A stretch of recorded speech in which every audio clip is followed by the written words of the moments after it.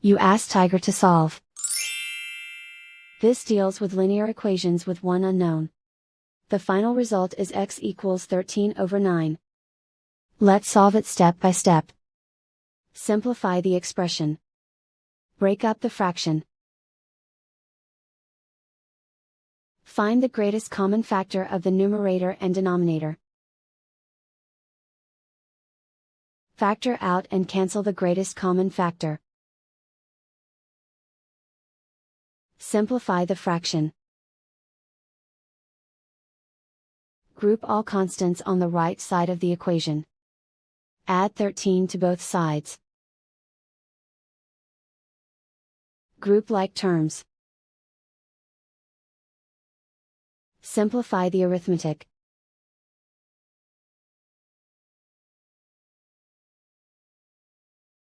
Isolate the x.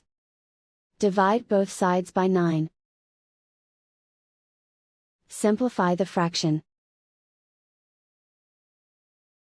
And so the final result is x equals 13/9.